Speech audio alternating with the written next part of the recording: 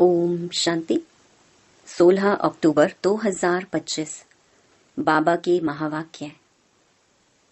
मीठे बच्चे, एकांत में बैठ अब ऐसा अभ्यास करो जो अनुभव हो मैं शरीर से भिन्न आत्मा हूँ। इसको ही जीते जी मरना कहा जाता है। प्रश्न: एकांत का अर्थ क्या है? एकांत में बैठ तुमको कौन सा अनुभव करना है? उत्तर: एकांत का अर्थ है एक की याद में इस शरीर का अंत हो।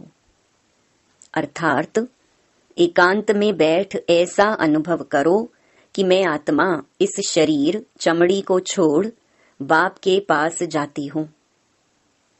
कोई भी याद ना रहे, बैठे बैठे अशरीरी हो जाओ। जैसे कि हम इस शरीर से मर गए, बस हम आत्मा हैं, शिव बाबा के बच्चे हैं। इस प्रैक्टिस से देहभान टूटता जाएगा। ओम शांति।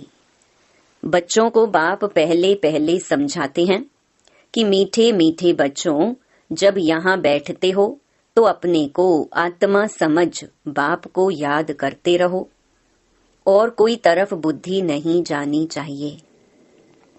यह तुम बच्चे जानते हो, हम आत्मा हैं। पार्ट हम आत्मा बजाती हैं इस शरीर द्वारा। आत्मा अविनाशी, शरीर विनाशी है।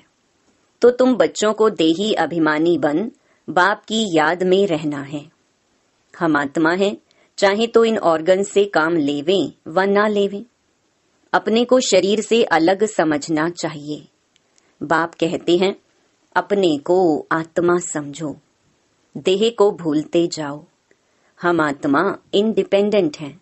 हमको सिवाय एक बाप के और कोई को याद नहीं करना है। जीते जी मौत की अवस्था में रहना है।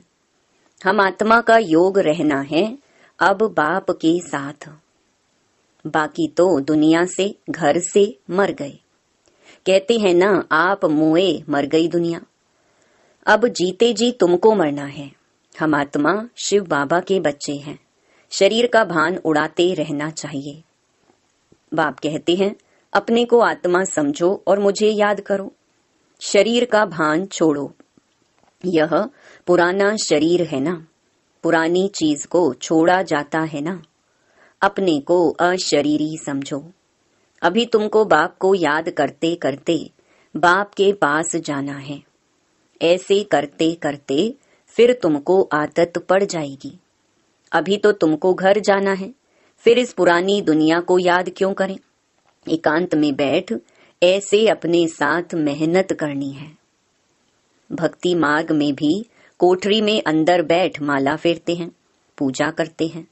तुम भी एकांत में बैठ यह कोशिश करो तो आदत पड़ जाएगी। तुमको मुख से तो कुछ बोलना नहीं है, इसमें है बुद्धि की बात। शिव बाबा तो है सिखलाने वाला, उनको तो पुरुषार्थ नहीं करना है। यह बाबा पुरुषार्थ करते हैं, वह फिर तुम बच्चों को भी समझाते हैं। जितना हो सके ऐसे बैठकर विचार करो। अभी हमको जाना है अपने घर। इस शरीर को तो यहाँ छोड़ना है। बाप को याद करने से ही विकर्म विनाश होंगे और आयु भी बढ़ेगी। अंदर यह चिंतन चलना चाहिए, बाहर में कुछ बोलना नहीं है। भक्ति मार्ग में भी ब्रह्म तत्व को या कोई शिव को भी याद करते हैं, परंतु वह याद कोई यथार्थ नहीं है। बाप का परिचय ही नहीं तो याद कैसे करें? तुमको अब बाप का परिचय मिला है। सवेरे सवेरे उठकर एकांत में ऐसे अपने साथ बातें करते रहो। विचार सागर मंथन करो, बाप को याद करो। बाबा, हम अभी आया कि आया आपकी सच्ची गोद में। वह है रूहानी गोद। तो ऐसे ऐसे अपने साथ बातें करनी चाहिए। बाबा आया हुआ है। बाबा कल्प कल्प आकर हमको राजयोग सिखलाते हैं। बाप कहते हैं मुझे याद करो और चक्कर को याद करो। स्वदर्शन चक्रधारी बनना है। बाप में ही सारा ज्ञान है ना चक्कर का, वह फिर तुमको देते हैं। तुमको त्रिकालदर्शी बना रहे हैं।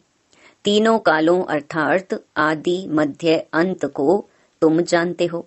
बाप भी है परम आत्मा, उनको शरीर तो है नहीं। अभी इस शरीर में बैठ तुमको समझाते हैं। यह वंडरफुल बात है। भागीरथ पर विराजमान होंगे तो जरूर दूसरी आत्मा है। बहुत जन्मों के अंत का जन्म इनका है। नंबर 1 पावन, वही फिर नंबर 1 पतित बनते हैं। वह अपने को भगवान विष्णु आदि तो कहते नहीं। यहाँ एक भी आत्मा पावन है नहीं, सब पतित ही हैं। तो बाबा बच्चों को समझाते हैं, ऐसे ऐसे विचार सागर मंथन करो तो इससे तुमको खुशी भी रहेगी। इसमें एकांत भी जरूर चाहिए। एक की याद में शरीर का अंत होता है, उनको कहा जाता है एकांत। यह चमड़ी छूट जाएगी। सन्यासी भी ब्रह्म की याद में व तत्व की याद में रहते हैं। उस याद में रहते रहते शरीर का भान छूट जाता है। बस हमको ब्रह्म में लीन होना है, ऐसे बैठ जाते हैं। तपस्या में बैठे बैठे शरीर छोड़ देते हैं। भक्ति में तो मनुष्य बहुत धक्के खाते हैं, इसमें धक्के खाने की बात नहीं। याद में ही रहना है, पिछाड़ी में कोई याद ना रहे। गृहस्थ व्यवहार में तो रहना ही है, बाकी टाइम निकालना है। स्टूडेंट को पढ़ाई का शौक होता है ना, यह पढ़ाई है। अपने को आत्मा न समझने से बाप, टीचर, गुरु सबको भूल जाते हैं। एकांत में बैठ ऐसे ऐसे विचार करो। गृहस्थी घर में तो वाइब्रेशन ठीक नहीं रहता है। अगर अलग प्रबंध है तो एक कोठरी में एकांत में बैठ जाओ। माताओं को तो दिन में भी टाइम मिलता है। बच्चे आदि स्कूल में चले जाते हैं। जितना टाइम मिले यही कोशिश करते रहो। तुमको तो एक घर है, बाप को तो कितने ढेर के ढेर दुकान है, और ही वृद्धि होती जाएगी। मनुष्यों को तो धंधे आदि की चिंता होती है तो नींद भी फिट जाती है। यह व्यापार भी है ना। कितना बड़ा शर्राफ है, कितना बड़ा मट्टा सट्टा करते हैं। पुराने शरीर आदि लेकर नया देते हैं, सबको रास्ता बताते हैं। यह भी धंधा उनको करना है। यह व्यापार तो बहुत बड़ा है। व्यापारी को व्यापार का ही ख्याल रहता है। बाबा ऐसे ऐसे प्रैक्टिस करते हैं, फिर बतलाते हैं ऐसे ऐसे करो। जितना तुम बाप की याद में रहेंगे तो स्वतः ही नींद फिट जाएगी। कमाई में आत्मा को बहुत मजा आएगा। कमाई के लिए मनुष्य रात में भी जागते हैं। सीजन में सारी रात भी दुकान खुला रहता है। तुम्हारी कमाई रात को और सवेरे को बहुत अच्छी होगी। स्वदर्शन चक्रधारी बनेंगे, त्रिकालदर्शी बनेंगे। 21 जन्म के लिए धन इकट्ठा करते हैं। मनुष्य साहूकार बनने के लिए पुरुषार्थ करते हैं। तुम भी बाप को याद करेंगे तो विकर्म विनाश होंगे, बल मिलेगा। याद की यात्रा पर नहीं रहेंगे तो बहुत घाटा पड़ जाएगा, क्योंकि सिर पर पापों का बोझा बहुत है। अब जमा करना है, एक को याद करना है और त्रिकालदर्शी बनना है। यह अविनाशी धन आधा कल्प के लिए इकट्ठा करना है। यह तो बहुत वैल्यूबल है। विचार सागर मंथन कर रतन निकालने हैं। बाबा जैसे खुद करते हैं, बच्चों को भी युक्ति बतलाते हैं। कहते हैं बाबा माया के तूफान बहुत आते हैं। बाबा कहते हैं जितना हो सके अपनी कमाई करनी है, यही काम आनी है। एकांत में बैठ बाप को याद करना है। फुर्सत है तो सर्विस भी मंदिरों आदि में बहुत कर सकते हो। बैज जरूर लगा रहे। सब समझ जाएंगे यह रूहानी मिलिट्री है।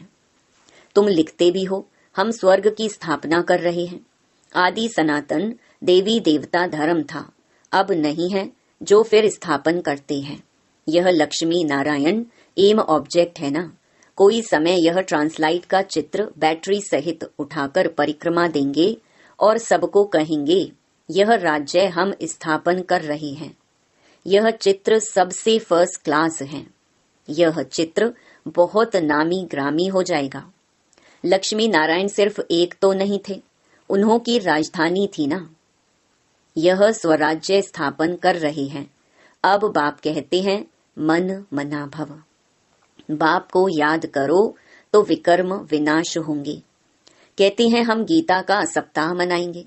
यह सब प्लान कल्प पहले मुहाफिक बन रहे हैं। परिक्रमा में यह चित्र लेना पड़े। इनको देखकर सब खुश होंगे। तुम कहेंगे बाप को और वर्षे को याद करो, मन मना भव। यह गीता के अक्षर है ना। भगवान शिव बाबा है। वह कहते हैं मुझे याद करो तो विकर्म विनाश हो। 84 के चक्कर को याद करो तो यह बन जाएंगे। लिटरेचर भी तुम सौगात देते रहो। शिव बाबा का भंडारा तो सदा भरपूर है। आगे चलकर बहुत सर्विस होगी। एम ऑब्जेक्ट कितनी क्लियर है। एक राज्य एक धर्म था। बहुत साहूकार थे। मनुष्य चाहते हैं एक राज्य एक धर्म हो। मनुष्य जो चाहते हैं सो अब आसार दिखाई पड़ते हैं। फिर समझेंगे यह तो ठीक कहते हैं। 100% पवित्रता सुख शांति का राज्य फिर से स्थापन कर रही है। फिर तुमको खुशी भी रहेगी। याद में रहने से ही तीर लगेगा। शांति में रह थोड़े अक्षर ही बोलने हैं, जास्ती आवाज नहीं। गीत कविताएं आदि कुछ भी बाबा पसंद नहीं करते। बाहर वाले मनुष्यों से रीस नहीं करनी है। तुम्हारी बात ही और है। अपने को आत्मा समझ बाप को याद करना है बस। स्लोगन भी अच्छे हो जो मनुष्य पढ़कर जागे। बच्चे वृद्धि को पाते रहते हैं। खजाना तो भरपूर रहता है। बच्चों का दिया हुआ फिर बच्चों के काम में ही आता है। बाप तो पैसे नहीं ले आते हैं। तुम्हारी चीजें तुम्हारे काम में आती हैं। भारतवासी जानते हैं हम बहुत सुधार कर रहे हैं। 5 वर्ष के अंदर इतना अनाज होगा जो अनाज की कभी तकलीफ नहीं होगी। और तुम जानते हो ऐसी हालत होगी जो अन्न खाने के लिए नहीं मिलेगा। ऐसे नहीं अनाज कोई सस्ता होगा। तुम बच्चे जानते हो हम 21 जन्मों के लिए अपना राज्य भाग्य पा रहे हैं। यह थोड़ी बहुत तकलीफ तो सहन करनी ही है। कहा जाता है खुशी जैसी खुराक नहीं। अति इंद्रिय सुख गोप गोपियों का गाया हुआ है। ढेर बच्चे हो जाएंगे। जो भी सैपलिंग वाले होंगे वह आते जाएंगे। झाड़ यहाँ ही बढ़ना है ना। स्थापना हो रही है और धर्मों में ऐसा नहीं होता है। वह तो ऊपर से आते हैं। यह तो जैसे कि झाड़ स्थापन हुआ ही पड़ा है। इसमें फिर नंबरवार आते जाएंगे। वृद्धि को पाते जाएंगे। तकलीफ कुछ नहीं। उन्हों को तो ऊपर से आकर पार्ट बजाना ही है। इसमें महिमा की क्या बात है। धर्म स्थापक के पिछाड़ी आते रहते हैं। वह शिक्षा क्या देंगे सदगति की। कुछ भी नहीं। यहाँ तो बाप भविष्य देवी देवता धर्म की स्थापना कर रहे हैं। संगम युग पर नया सैपलिंग लगाते हैं ना। पहले पौधों को गमले में लगाकर फिर नीचे लगा देते हैं। वृद्धि होती जाती है। तुम भी अब पौधा लगा रहे हो। फिर सतयुग में वृद्धि को पाए राज्य भाग्य पाएंगे। तुम नई दुनिया की स्थापना कर रहे हो। मनुष्य समझते हैं अर्जुन कलयुग में बहुत वर्ष पड़े हैं, क्योंकि शास्त्रों में लाखों वर्ष लिख दिए हैं। समझते हैं कलयुग में अभी 40,000 वर्ष पड़े हैं। फिर बाप आकर नई दुनिया बनाएंगे। कोई समझते हैं यह वही महाभारत लड़ाई है। गीता का भगवान भी जरूर होगा। तुम बतलाते हो श्री कृष्ण तो था नहीं। बाप ने समझाया है श्री कृष्ण तो 84 जन्म लेते हैं। एक फीचर्स न मिले दूसरे से, तो यहाँ फिर श्री कृष्ण कैसे आएंगे। कोई भी इन बातों पर विचार नहीं करते हैं। तुम समझते हो श्री कृष्ण स्वर्ग का प्रिंस, वह फिर द्वापर में कहां से आएगा। इस लक्ष्मी नारायण के चित्र को देखने से ही समझ में आ जाता है शिव बाबा यह वर्षा दे रहे हैं। सतयुग की स्थापना करने वाला बाप ही है। यह गोला, झाड़ आदि के चित्र कम थोड़ी हैं। एक दिन तुम्हारे पास यह सब चित्र ट्रांसलाइट के बन जाएंगे। फिर सब कहेंगे हमको ऐसे चित्र ही चाहिए। इन चित्रों से फिर विहंग मार्ग की सर्विस हो जाएगी। तुम्हारे पास बच्चे इतने आएंगे जो फुर्सत नहीं रहेगी। ढेर आएंगे, बहुत खुशी होगी। दिन प्रतिदिन तुम्हारा फोर्स बढ़ता जाएगा। ड्रामा अनुसार जो फूल बनने वाले होंगे उनको टच होगा। तुम बच्चों को ऐसे नहीं कहना पड़ेगा कि बाबा इनकी बुद्धि को टच करो। टच कोई बाबा थोड़ी करते हैं, समय पर आपे ही टच होगा। बाप तो रास्ता बताएंगे ना। बहुत बच्चियां लिखती हैं हमारे पति की बुद्धि को टच करो। ऐसे सबकी बुद्धि को टच करेंगे फिर तो सब स्वर्ग में इकट्ठे हो जाएं। पढ़ाई की ही मेहनत है। तुम खुदाई खिदमतगार हो ना। सच्ची सच्ची बात बाबा पहले से ही बता देते हैं क्या क्या करना है। ऐसे चित्र ले जाने पड़ेंगे, सीढ़ी का भी ले जाना पड़े। ड्रामा अनुसार स्थापना तो होनी ही है। बाबा सर्विस के लिए जो डायरेक्शन देते हैं उस पर ध्यान देना है। बाबा कहते हैं बैजेस किस्म किस्म के लाखों बनाओ। ट्रेन की टिकट लेकर 100 माइल तक सर्विस करके आओ। एक डिब्बे से दूसरे में, फिर तीसरे में। बहुत सहज है। बच्चों को सर्विस का शौक रहना चाहिए। अच्छा, मीठे मीठे सिकी लधे बच्चों प्रति मात पिता बाप दादा का याद प्यार और गुड मॉर्निंग। रूहानी बाप की रूहानी बच्चों को नमस्ते। धारणा के लिए मुख्य सार। पहला, विचार सागर मंथन कर अच्छे अच्छे रतन निकालने हैं। कमाई जमा करनी है। सच्चा सच्चा खुदाई खिदमतगार बन सेवा करनी है। दूसरा, पढ़ाई का बहुत शौक रखना है। जब भी समय मिले एकांत में चले जाना है। ऐसा अभ्यास हो जो जीते जी इस शरीर से मरे हुए हैं। इस स्टेज का अनुभव होता रहे, देह का भान भी भूल जाए। वरदान, अपने मूल संस्कारों के परिवर्तन द्वारा विश्व परिवर्तन करने वाले उदाहरण स्वरूप भव। हर एक में जो अपना मूल संस्कार है, जिसको नेचर कहते हो, जो समय प्रति समय आगे बढ़ने में रुकावट डालता है, उस मूल संस्कार का परिवर्तन करने वाले उदाहरण स्वरूप बनो। तब संपूर्ण विश्व का परिवर्तन होगा। अब ऐसा परिवर्तन करो जो कोई यह वर्णन ना करे कि इनका यह संस्कार तो शुरू से ही है। जब परसेंटेज में अंश मात्र भी पुराना कोई संस्कार दिखाई ना दे, वर्णन ना हो, तब कहेंगे यह संपूर्ण परिवर्तन के उदाहरण स्वरूप हैं। स्लोगन, अब प्रयत्न का समय बीत गया, इसलिए दिल से प्रतिज्ञा कर जीवन का परिवर्तन करो।